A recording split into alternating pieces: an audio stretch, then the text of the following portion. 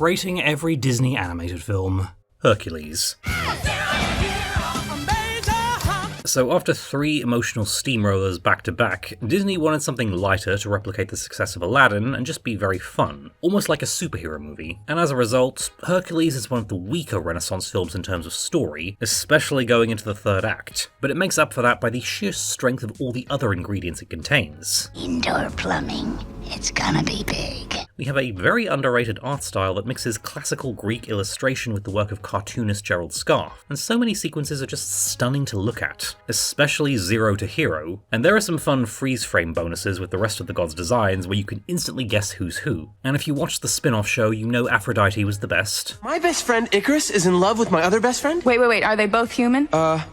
Just checking. The geek in me loves that they nod to classical theatre by having the muses play the Greek chorus, and the muses themselves are iconic. Yes, indeed! Although Hercules is basically Superman meets Rocky, he's a fine protagonist and still miles ahead of the leading men post-revival. Of course, we all know the girl who steals the show, and her name is Meg, with an unexpectedly great arc and characterization. And as I'm contractually obligated to say every time, Susan Egan kills this role. Aw, how cute. A couple of rodents looking for a theme park.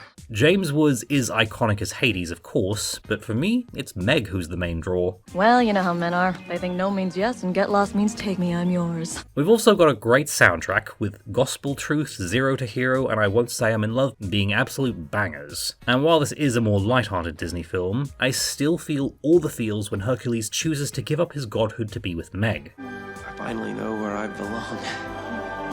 And this line from Zeus is probably my favourite Disney quote in existence. For a true hero isn't measured by the size of his strength, but by the strength of his heart. And A Star is Born might also make for my favourite ending of a Disney film. That's Bill's point! So even though it's not the strongest story structurally, it more than makes up for it by being a very fun watch. 8 out of 10.